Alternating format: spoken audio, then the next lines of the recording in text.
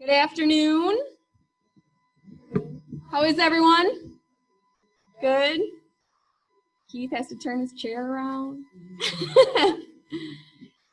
Welcome to the 66th annual meeting. I'm Christy Siders, the president and CEO here at CP. I'm actually going to kick it right over to our chair to call the meeting to order, and then we'll get into a bit of a question and answer about the charter conversion, and then we'll move through the rest of our meeting. So. Welcome everybody to our annual meeting. If you can't hear me, just kind of wave because I've never talked through a mask before at a meeting like this. So we'll begin as we often do here at CP Federal with the Pledge of Allegiance. So if you are in this room, please turn to the flag. If you happen to be online, please try to find a flag at your location and join us in saying the pledge. I pledge allegiance to the flag of the United States of America and to the republic for which it stands, one nation, under God, indivisible, with liberty and justice for all. All right, one of the first things we're going to do today is we're going to answer any questions that any member of the credit union has about the charter conversion vote that's outstanding. You probably heard that we're thinking about changing our charter from a federal charter to a state charter. So with that, I'm going to allow Chrissy to come up. She'll be joined by our attorney, Chuck Holzman, to answer any questions anyone has about the charter conversion. So I think it'd be great if we probably just handled it like we've handled some of our charter chats. I know we have, because of COVID, we have the meeting online as well as here. So I know we have a couple of members here as well that are kind of new to the meeting. So I just want to open it up for any questions that you may have that I can answer.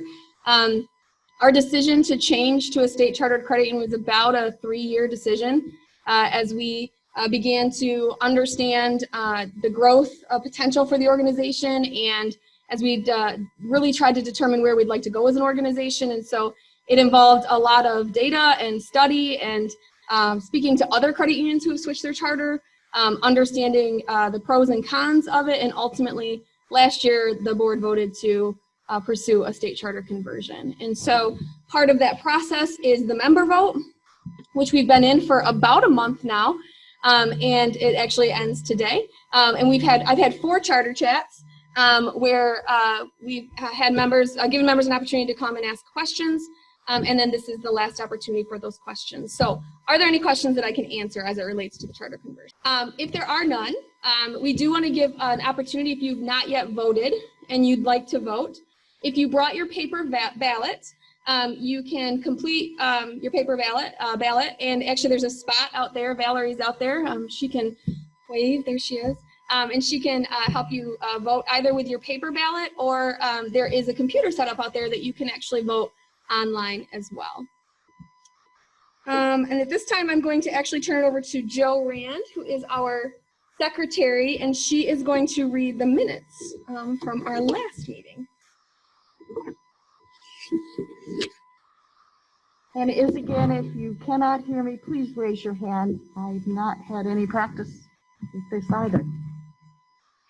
I'd like to go over the 65th annual meeting minutes of Thursday, April 18th of 2019. Chrissy Siders, President and CEO, welcomes CP Federal Credit Union's membership and guests to the 65th annual meeting for CP Federal Credit Union, which was held at CP Federal Credit Union in Jackson, Michigan. She announced the recent changes in the purpose, mission, vision, and values of the credit union. Chrissy Siders introduced senior management and Team CP members who were present. Senior leadership and board members were asked to step forward to introduce themselves. Quentin Gwynn, chairman, called the meeting to order at 3:01 p.m. The Pledge of Allegiance was said. Quentin Gwynn expressed the loss the credit union suffered due to the passing of a credit union leader, C. Fred Gross, and board members were asked to express the loss.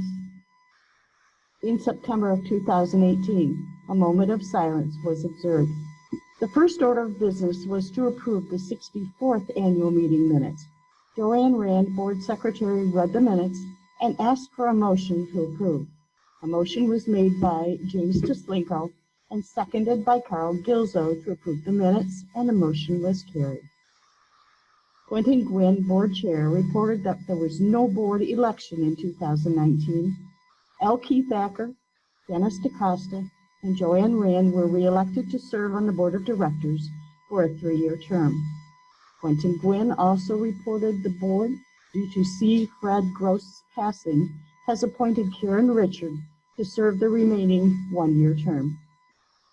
Those who continue to serve are Tim Denton, James Tislinko, Joss Burgett, Regina Penny, and Quentin Gwynn. Supervisory Committee members Carl Gilzo, Sherry Walters, and Ken Rudolph. Ron Parzik will continue to serve as Director Emeritus. Quentin Gwynn introduced the newest board member, Karen Richard, and the new associate board members, Neil Fernandez, Chelsea Page, and Angela Weatherby. Welcome to everyone. Quentin Gwynn and Chrissy Siders invited the members to participate in a time of question and answers.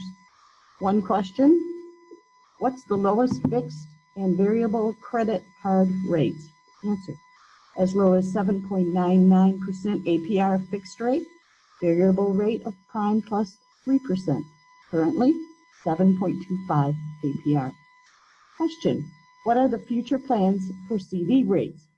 If you are concerned for members' interest, how do you balance that with loan rates and keeping members satisfied? Answer: predicting future rates is difficult. There are many factors considered when setting rates and looking out for the best interest of members and the overall operations of the organizations. Member mentioned the stellar employees she encountered and how she would like CP to find a way to disseminate information in a different way to get the proper information to the people who need it. Not everyone knows the value of the credit union relationship. Quentin Gwynn asked for a motion to adjourn. The motion was made by James Tislinko and seconded by L. Keith Acker to adjourn the 65th annual meeting at 3:34 p.m. The motion was carried. Could we now have a motion to accept the 65th annual meeting minutes? If you would so say, and then say who your name is. Yes, sir. Keith. Keith Acker, will you make a motion? Thank you. And thank you, Josh. A second by Josh. All in favor, please signify by saying aye. Aye. And those nay, please signify also. The motion was carried. Thank you, ladies and gentlemen. I'd like to turn this meeting back over to Quentin, please.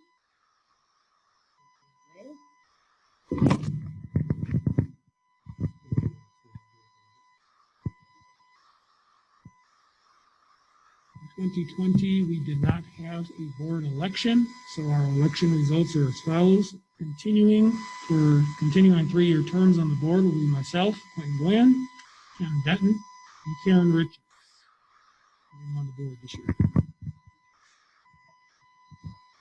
Okay, turn control of the meeting over to our President and CEO, Chrissy Siders, who will update us on the state of CP Federal Credit Union. I would encourage you to open your packet that we provided with you, as well as 2019 community report card. That really gives a great state of the credit union from 2019 perspective. We had a really an amazing year. We ended with over $450 million in assets. Total loans to members were over $350 million. We continue to grow. $468 million, I'm sorry, we ended 2019 with. We opened a branch in Saline. That was an area that we went to and really wanted to bring the credit union difference to. And so we were very excited about that. We, again, for the 6th straight year, were named a top workplace. That is actually determined by our employees who complete a survey. And it's completely anonymous. It's not administered by us. It's administered by a third party. And While we're a top workplace and we get great results from that, we also know that there's always work to do to make sure that we are really meeting the needs of our employees the best that we can. So we continue to work through that. You can see on this community report card how much we gave back to the community and some numbers. That's kind of one of my favorite parts. You see that we gave just a little bit over $1 million back to our members in the form of bonus dividend and interest rebate. Really proud of being able to do that. You can see the number of students that we've reached with free financial education, over 17,000. We believe that that's incredibly important, and that is something that's going to be important for our future. We started our Jackson Saves program actually the previous year. We voted to do that in 2018, and in 2019 we launched that program, and you see that there are 500 kindergartners that are enrolled and received a $50 deposit from CP Federal Credit Union to start saving for their future. The first half of 2020 has been interesting, to say the least. It certainly has challenged us in ways that we've never been challenged before. But in true CP fashion, we really rose to that challenge and quickly jumped into the pandemic with a loan deferral for our members, allowing them to defer their payments for 2 or 3 months. We suspended some fees and really tried to meet our members where they were, and I'm really proud of our team.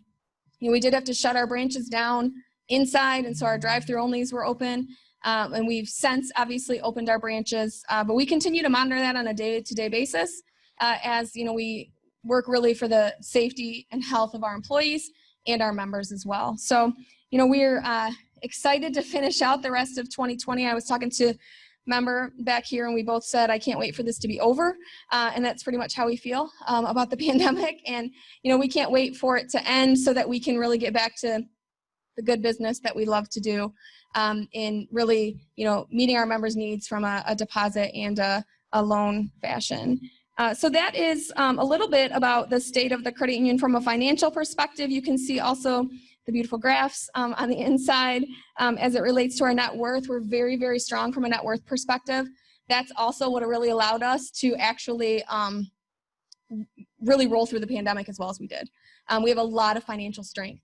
And so you can see where our net worth was at the end of 2019. And again, our assets and some other things related to loans and deposits, our net income, which ended up being $5 million. And again, that's after we gave $1 million back to our members. So we actually were a little bit over $6 million in income. And we ended the year with a little over 57,000 members. Are there any questions about the state of the credit union? Or any questions about, you know, our current operations? Any concerns that anyone would like to voice? Hearing none, that really was the general question and answer section. We actually, you know, with regards to the charter change, we have a third-party company that is tallying the votes for us. I don't think that they will be in for another 15 minutes or so. Is that correct, Sean? So again, if you haven't had a chance to vote, the ballot boxes are out there, and there is also a computer if you'd like to vote online. And in about 15 minutes, they will actually be able to provide us with the results of the charter vote. So I'm going to actually turn it back over to Quentin. All right, I would entertain a motion to adjourn the meeting. Keith? First. Dennis, second. We have a first and a second to adjourn the meeting. All those in favor signify by saying aye. Anybody opposed to adjourning this meeting? Okay, motion's two. Thanks.